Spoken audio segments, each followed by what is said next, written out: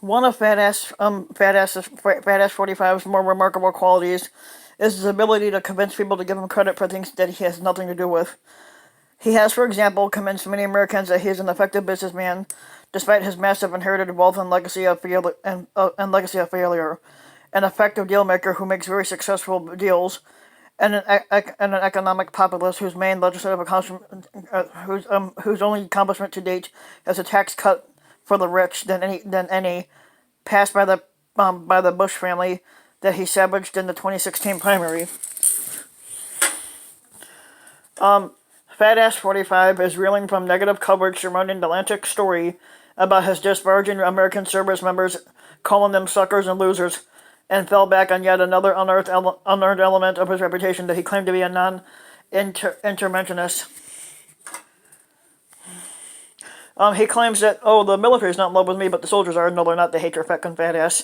The top people in the Pentagon probably aren't, because they want to do nothing but fight wars, so that all of those wonderful companies that make the bombs and make the planes and make everything else stay happy.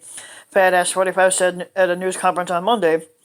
Polls actually suggested a plurality of service members support his rival Joe Biden, but that's almost beside the fucking point. With today being the anniversary of 9/11, but it says 2 decades after the 9/11 attacks, America's global war on terrorism has led to one failed conflict after another, and it eroded civil liberties in all due process, and poisoned American politics with a browbeating jingoism, and corrosive religious intolerance. Having a fat ass who saw those effects clearly would be a boon to the country, and fat ass is not that president. As with his business acumen, his skill as a negotiator, and his image as an economic populist, Fat Ass says one thing, but does the exact opposite of what he claims he was going to do. There are always people willing to believe that Fat Ass 45's image of himself is accurate, despite all evidence to the contrary, and to praise the Fat Ass for articulating principles verbally, even as he makes a mockery of them with his actions.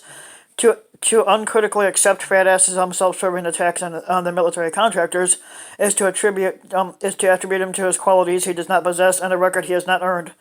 The Fat Ass's criticism of military contractors is belied by his commitment to fattening their pockets. During the 2016 campaign, some of Fat Ass's statements gave the impression that he might be opposed to expanding America's military commitments abroad. This view was perhaps most memorably crystallized by the New York Times columnist Maureen Dowd's April 2016 op-ed, "Fat Ass the Dove and Hillary the Hawk." But Fat Ass's failed presidency has seen the steady expansion of American military involvement abroad, but not retrenchment.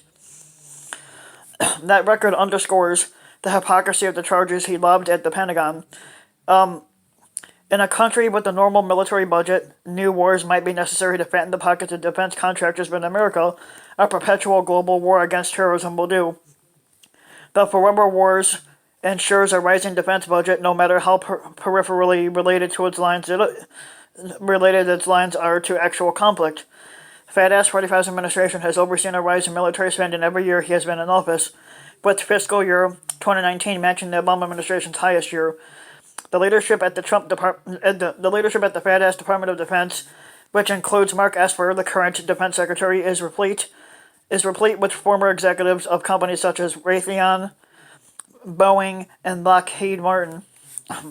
The defense contractors are not going hungry during the Fat Ass 45's administration, which has also given Palantir, which is owned by the Fat Ass 45 supporter Peter Thiel, lucrative military contracts.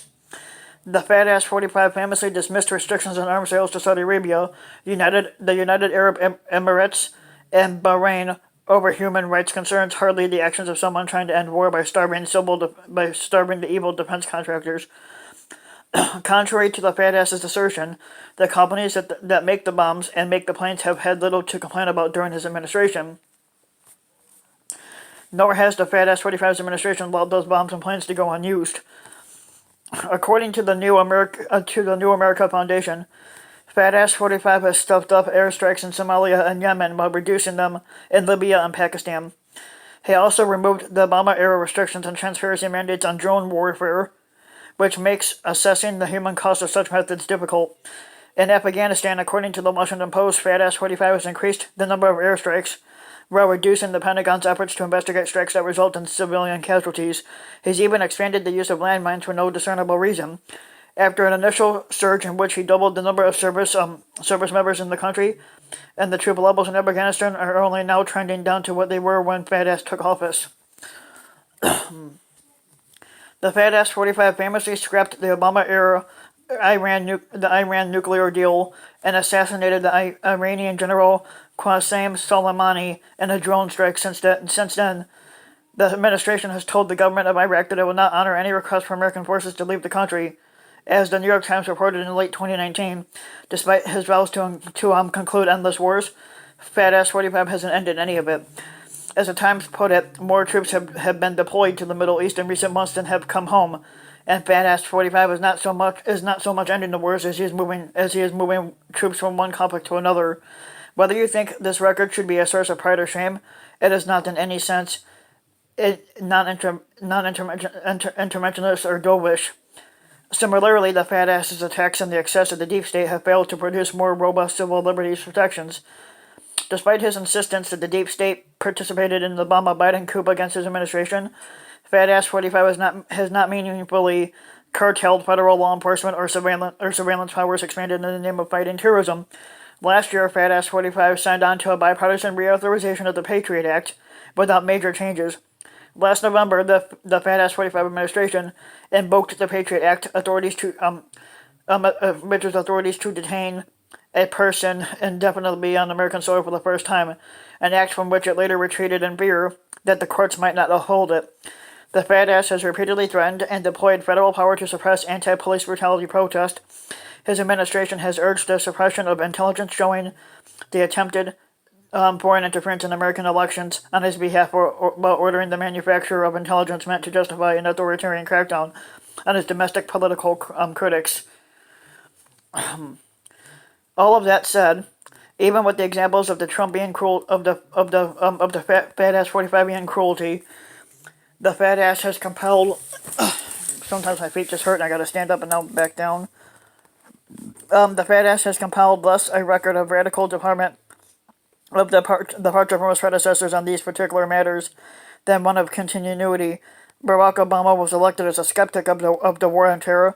His administration presided over an expansion of its scope, much as Fat-Ass 45's has.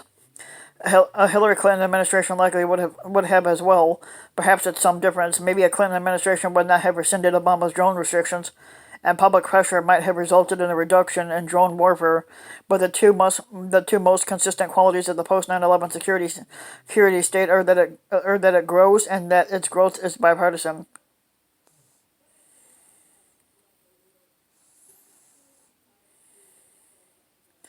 The trend suggests that a rollback of expansive national security powers and commitments won't be forthcoming in the hypothetical Biden administration either.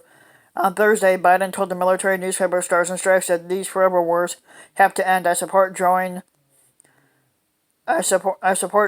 down the troops, but here's the problem: we still have to worry about terrorism and the Islamic State. Adding that he does not foresee major reductions in the U.S. Defense budget. Still, it makes no more sense to give Fat-Ass 45 credit for being a dub than it would to give Obama credit for his 2008 rhetoric on the same issues, or Biden just for saying that the forever wars must end, just as he is no great businessman or economic obelisk. Fat-Ass 45 is no foe of defense contractors or endless war. He only plays one on television. So if you like the video, give the video a like and subscribe to my channel, Random Mike, and also hit the notification bell so that you'll be notified when a new video comes out, and thanks for listening.